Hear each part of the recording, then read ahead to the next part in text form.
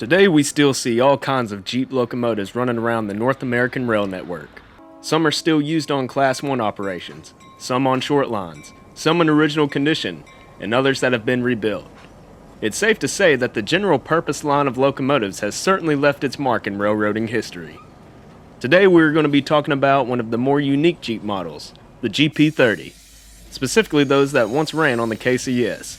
So sit back and enjoy episode 5 of What Once Was, a series of episodes that takes a look at what the railroads of North Louisiana and its surrounding areas were once like in the past. It was 1961 when the GP30 began being produced by the Electro Motor Division. General Electric was trying to acquire a dominant position in the locomotive manufacturing industry. While GE would not accomplish this until decades later, they introduced the U25B, which had the older EMD GP20's beat by 500 horsepower. While originally going to be labeled GP22, it was decided that GP30 would sound newer and more modern for potential buyers. While the locomotive would be rated for 2,250 horsepower, 250 less than the competition from General Electric, EMD had faith that their reputation would assist in the sales of the motor. And they were right. 948 GP30's would be sold between 1961 and 1963, almost double the amount of the U25B sales, which was available for sale for several years longer. While many Jeeps over the last few generations can somewhat blend together and takes a closer look to distinguish the specific model, the GP30 was very unique in its cosmetic appearance.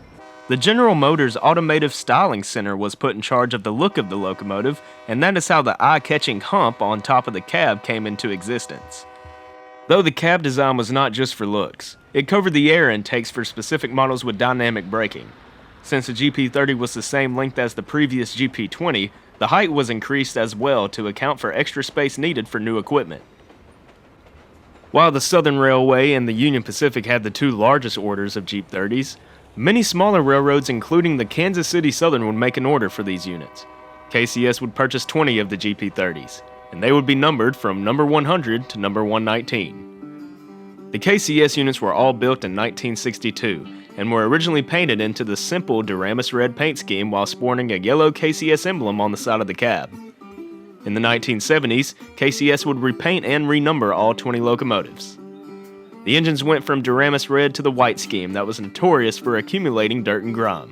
When renumbered, KCS just added a 4 to the beginning of each unit's original number, making them 4100 to 4119. Some of the GP30s were retired in the 1980s. The last ones in service would retire in 1990.